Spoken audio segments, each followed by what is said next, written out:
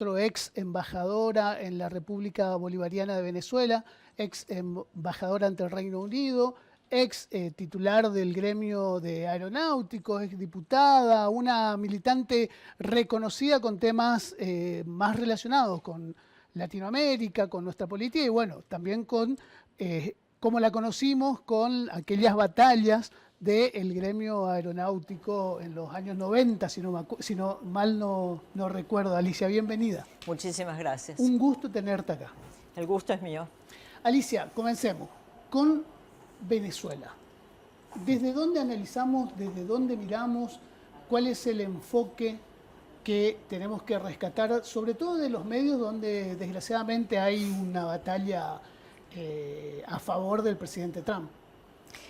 Bueno, digamos, Perón decía que la verdadera política es la geopolítica.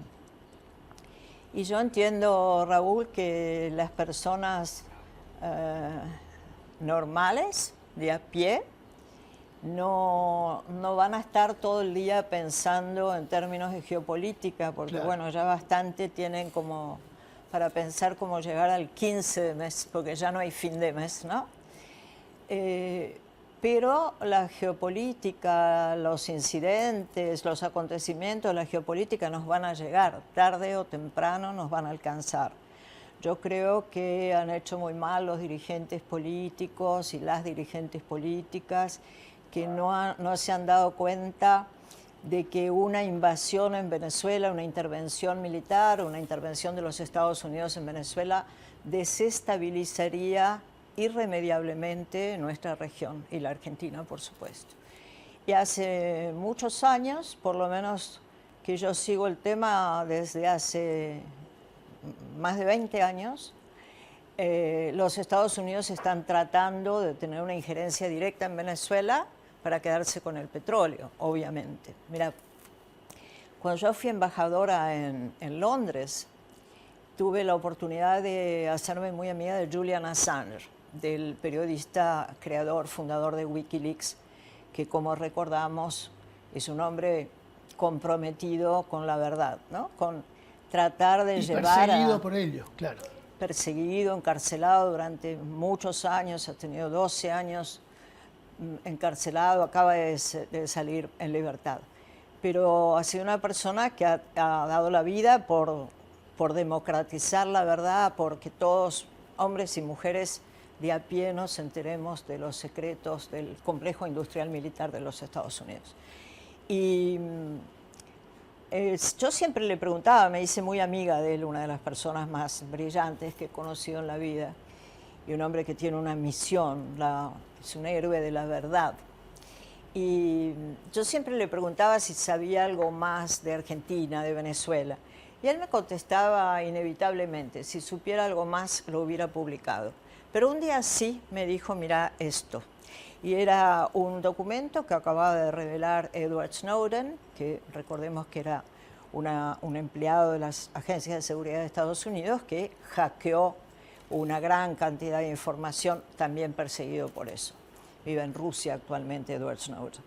Y había revelado un documento del año 2004 de todas las agencias de seguridad de Estados Unidos, digamos, encabezadas por la NSA, la National Security Agency, que establecían los países de importancia estratégica, los objetivos estratégicos de los Estados Unidos.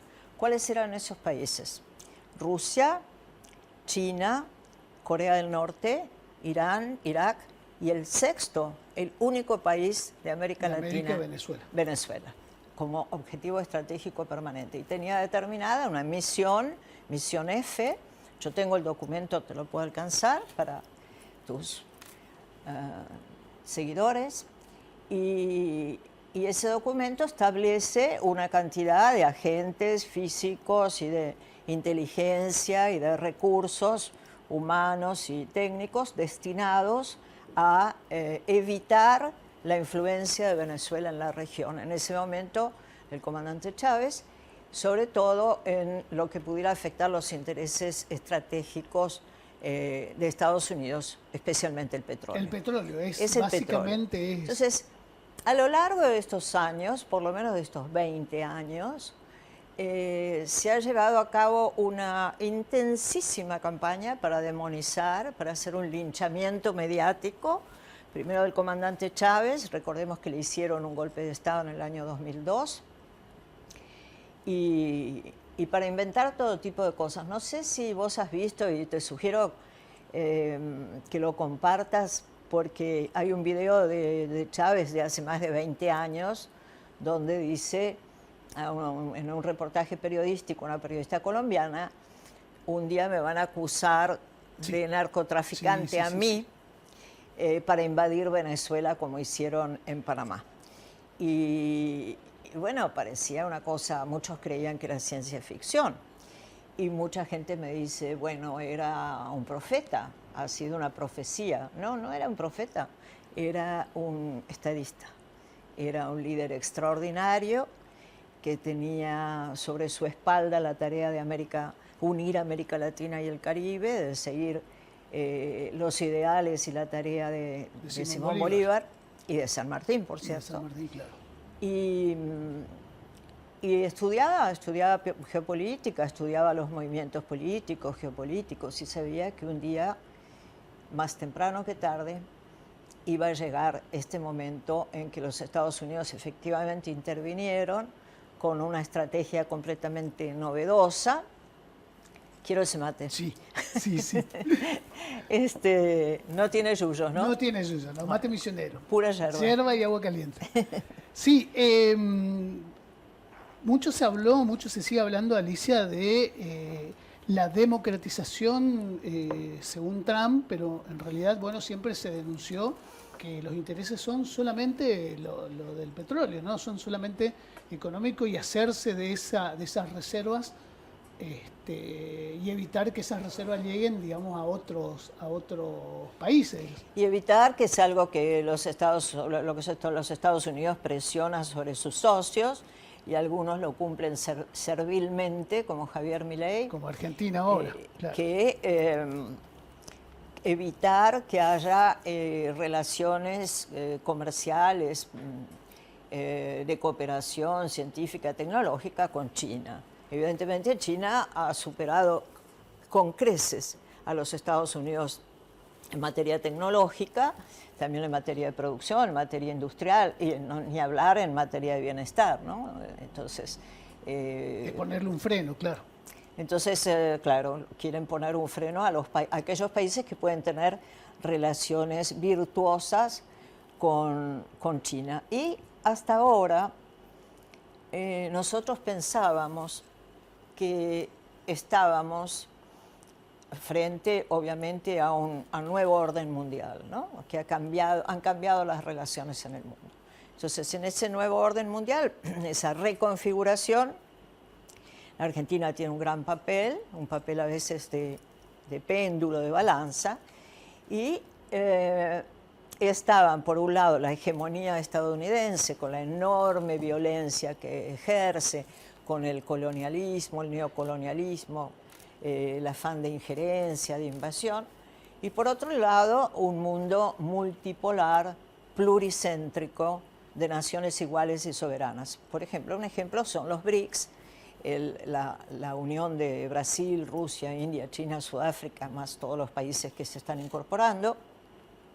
Entre otros estaba por incorporar Venezuela, y se hubiera podido incorporar a Argentina a ese núcleo de naciones soberanas, si no fuera por Milei, que claro, que ha evitado, se ha negado al ingreso de la Argentina en los BRICS, con enormes consecuencias de deterioro para la Argentina, ¿no? Lo que significa el derrumbamiento de la ciencia, porque no es solo que le ha puesto un freno al conocimiento científico y tecnológico, está derrumbando, está pasándole la famosa y lamentable motosierra a todo el avance científico y tecnológico que ha tenido la Argentina en las últimas décadas. Alicia, después de la irrupción de Trump en Venezuela y de arrancar un presidente, nos guste o no, Maduro, un presidente constitucional. A mí me gusta. Claro, un presidente constitucional, ¿por qué el mundo no reaccionó? ¿Por qué parece que, o sea, si lo mirábamos antes parecía imposible que iba a haber algún tipo de reacción, incluso de los países que uno supone, Brasil, por ejemplo. Bueno, los primeros que han reaccionado, creo que esto es lo más importante, es los venezolanos. Claro. ¿Y cómo han reaccionado los venezolanos? Yo viví casi 6 años en Venezuela. Conocí mucho antes a la Revolución Bolivariana, porque cuando hicieron el golpe de Chávez en el año 2002, se lo llevaron para matarlo, en un momento que había una explosión de revoluciones populares en América Latina, ¿no? Recordemos que en Argentina el pueblo había sacado a De la Rúa, en Bolivia a su presidente, y en cambio en Venezuela habían intentado matar al presidente, se lo llevaron para matar a Chávez, y el pueblo salió en masa a las calles a buscar a su presidente, a su líder, a su revolución. Esto es una cosa inédita. Yo en aquel momento era diputada nacional y era integrante de la Comisión Parlamentaria Conjunta de Mercosur, porque consciente de que nuestro crecimiento solo puede darse en unión. En conjunto en la región. Exacto, en conjunto con otros países de América Latina. Y entonces fui a Venezuela, conocí al comandante Chávez y me hice soldada de la Revolución Bolivariana hasta el día de hoy, ¿no? Porque realmente de lo que se trata es de los ideales de San Martín y Bolívar de unidad. San Martín y Bolívar concebían el bienestar de nuestros pueblos basados en 2 logros necesariamente correlativos, la independencia y la unidad. La independencia sola de poco nos serviría para tener un desarrollo económico soberano, para tener independencia política. Eso lo vieron claramente a nuestros libertadores hace 200 años. Independientes y en soledad no nos sirve mucho. Sirve muy poco y somos muy frágiles, como está visto, como está demostrado, ¿no? Pero no hablo solamente de ideales o de una utopía. A mí me gusta mucho recordar que la palabra utopía viene de utopos, que es otro lugar, ¿no? Colocarnos en otro lugar. Y la verdad que con el liderazgo de Chávez y esa extraordinaria conjunción de líderes de izquierda y progresistas de la década pasada, los 2 gobiernos Kirchner, Lula, Mujica, Correa, Ortega, Fidel Castro, por supuesto. Lugo en Paraguay, claro. Lugo en Paraguay. Entonces, en ese momento logramos la ampliación del Mercosur primero y luego la UNASUR, que tuvo una supranacionalidad institucional muy importante. Por ejemplo, tenía un Consejo de Defensa que logró impedir 2 golpes de Estado. ¿Te acordás? Un golpe policial en Ecuador y un golpe secesionista en Bolivia. Y además era una unidad puesta al servicio del desarrollo de nuestros pueblos, del intercambio científico y tecnológico.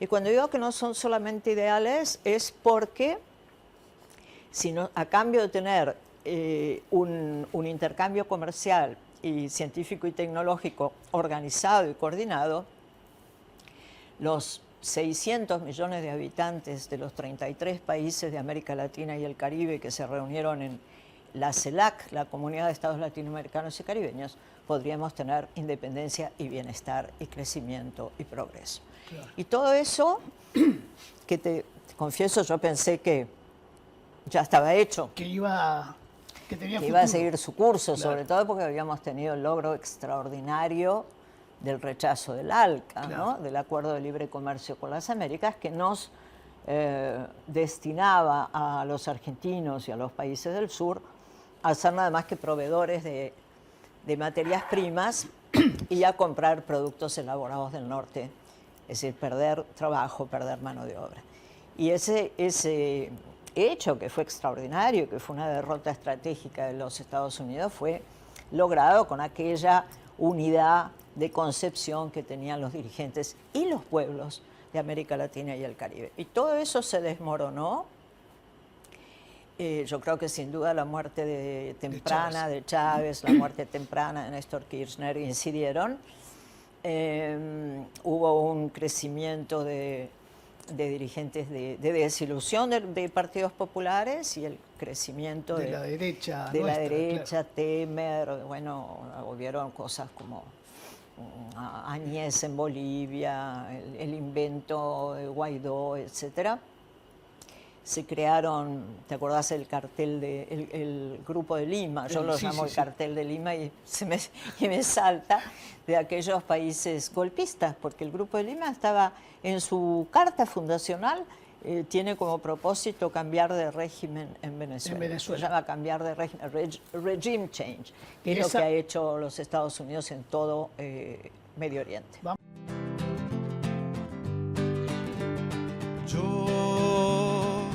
Yo nací en esta ribera del Arauca vibrador.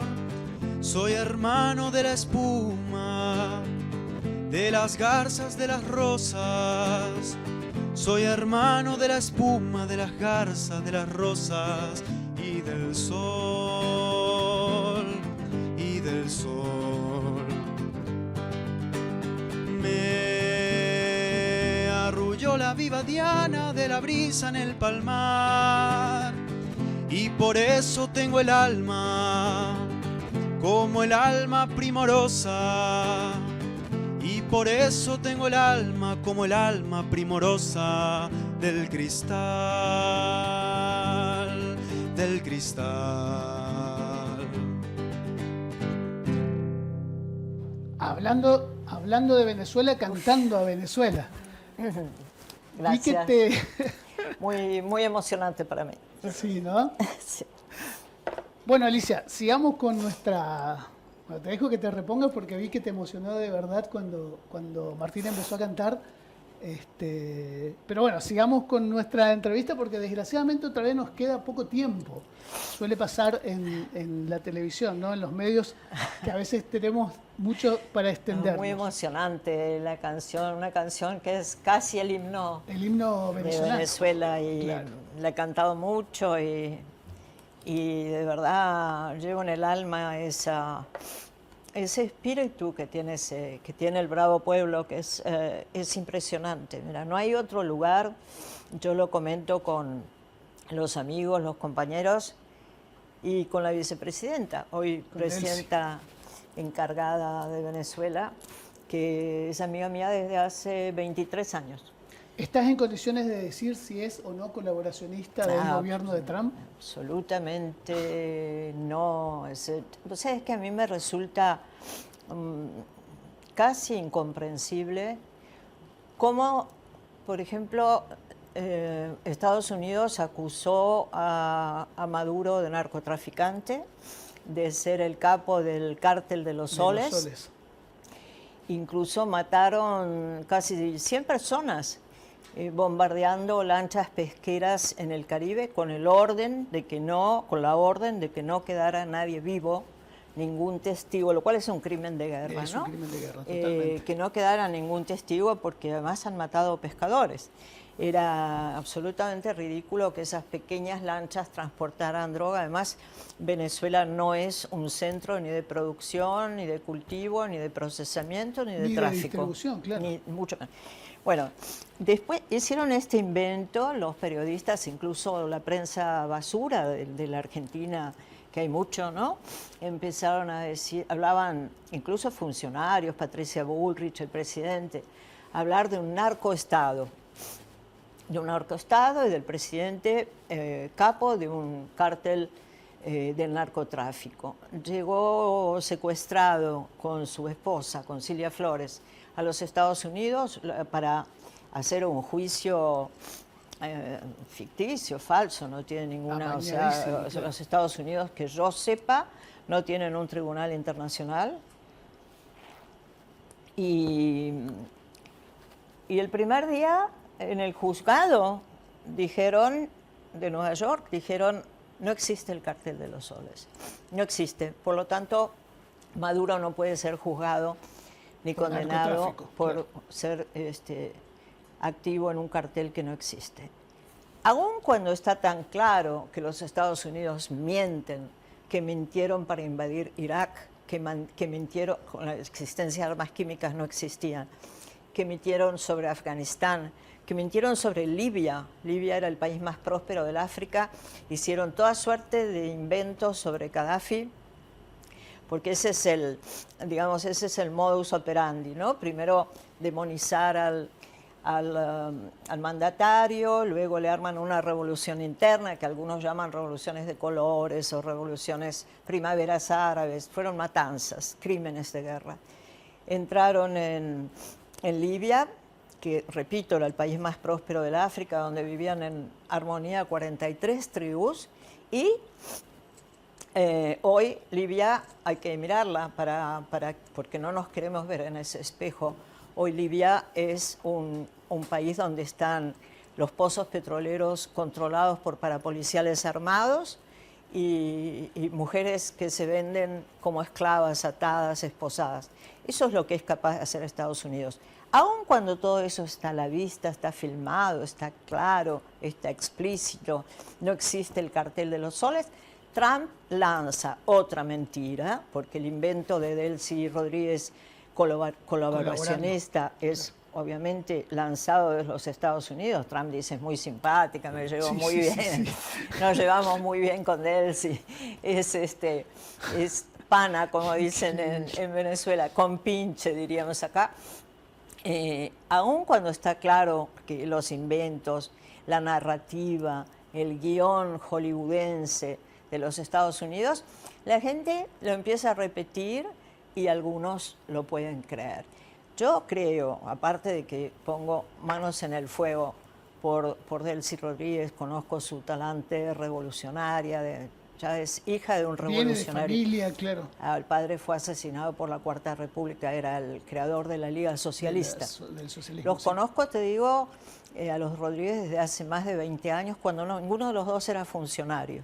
Ni Delcy ni Jorge, que es presidente de la Asamblea. Eran militantes bolivarianos. Y después siguieron alcanzando distintos lugares en el gobierno. Conozco su fe revolucionaria, es una mujer muy radicalizada.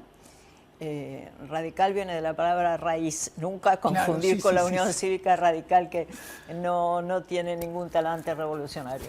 Y el logro, ¿sabes, Raúl? Yo creo que el nombramiento de la vicepresidenta ejecutiva, que era Delcy, hasta el secuestro de Nicolás Maduro, el nombramiento de Delcy como presidenta encargada no es un hecho casual, no es un hecho burocrático. Primero es lo que corresponde constitucionalmente, pero es la línea de sucesión natural. Es la línea de sucesión, pero luego que hayan podido hacerlo, creo que es una decisión estratégica que ha evitado el colapso y ha mantenido la institucionalidad de los 5 poderes del gobierno, claro, que están todos de acuerdo en que Delcy sea la presidenta encargada hasta que vuelva Nicolás. Nos queda poco tiempo, Alicia, y no quiero dejar pasar el tema Argentina. El gobierno, digamos, el papel que está jugando también en las relaciones internacionales Javier Milei, y hacia dónde vamos. ¿Qué lectura haces? Bueno, no sé cuánto tiempo tenemos. Yo he dado por suerte. ¿Cuántos minutos? 8 minutos. Lo adapto en versión 8 minutos, si puedo. Y yo estos días en Posadas he tenido la oportunidad de dar una charla justamente en el Sindicato de la Madera. Puedo reprochar al secretario general que apareció recién que no estuvo, pero no me faltará oportunidad de conocerlo. Me han invitado al Sindicato de la Madera en Monte Carlo, y ahí en el sindicato dimos una charla organizada por Encuentro Patriótico que fue muy rica, porque además fue el 3 de enero. Los compañeros con mucha visión habían elegido como tema y habían difundido como tema situación en Venezuela. Y ese día, cuando amanecí, como todos y todas, consternada con la invasión estadounidense y con el secuestro del presidente,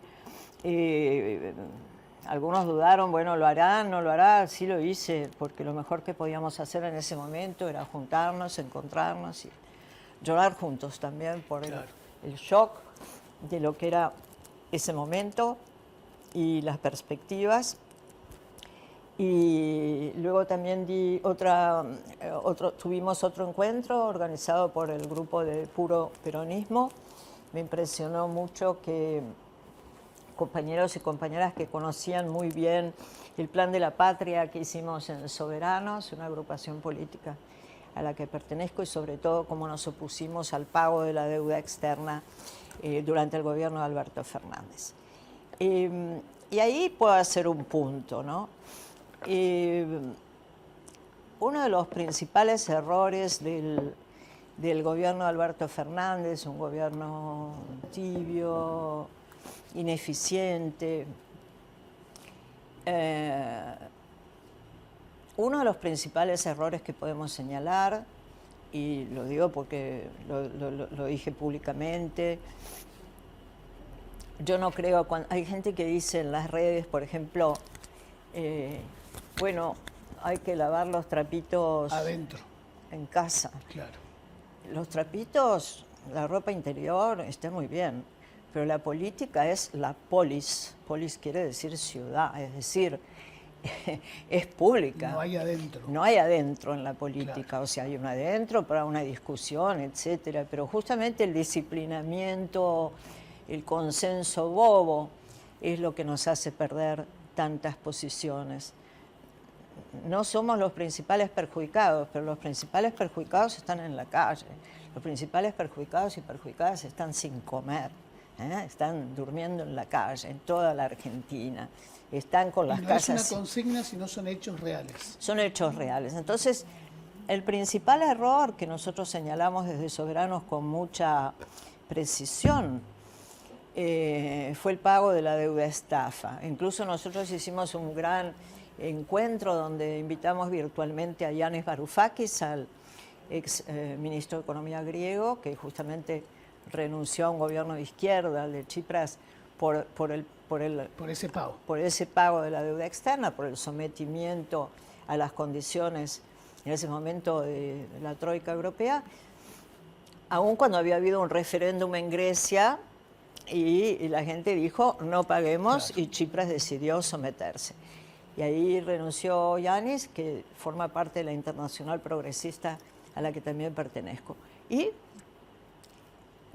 Yanis dijo en ese encuentro, y no me voy a olvidar, porque eso también puede parecer profético, pero de nuevo, son personas que estudian, que analizan el presente y que sirven sus conclusiones, que las transmiten. La pedagogía política, la formación política.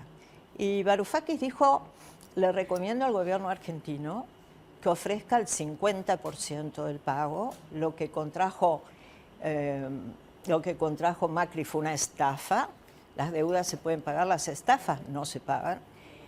Y Varoufakis dijo, le aconsejo que ofrezca la mitad, porque si paga la deuda, claro, el gobierno va a perder la adhesión del pueblo. La adhesión del pueblo se va a evaporar.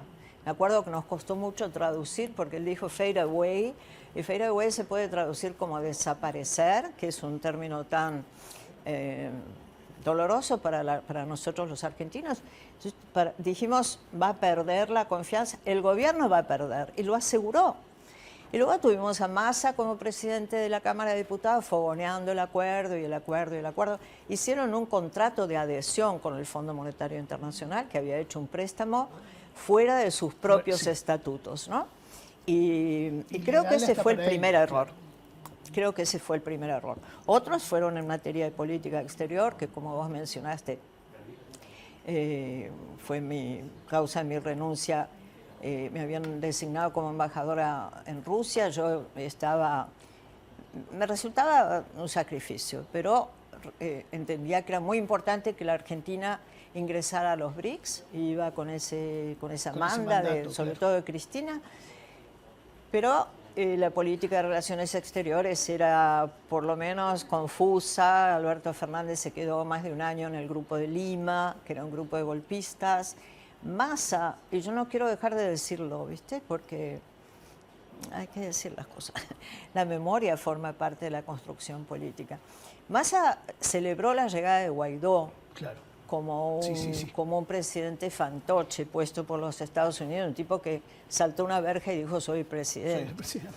Y me parece que estos hechos son gente que no tiene una visión de mediano y largo plazo como hay que tener en la política para saber lo que hay que cuidar, lo que hay que proteger, lo que hay que transmitir en la política para que dejemos de votar el mal menor y alguna vez hagamos lo que tenemos que hacer.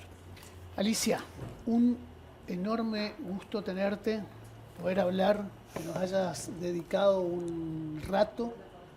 Sabemos que estabas descansando, estás descansando. No, no puedo condiciones. descansar. No te dejamos descansar. Sé que tenés una semanita todavía ajetreada, vas a andar recorriendo el interior de la provincia. Sí, voy a ir a Caraguatayí, a Al Solar Monte del Che. Carlo, y mañana llega Cintia García, una compañera tuya, una colega Una tuya, colega. una periodista destacada, y también tenía un programa de descanso con ella, de siesta y mirar mi jardín de la casita donde vivía mi mamá, pero en cambio ya tenemos un programa, Ya hay agenda. una agenda política.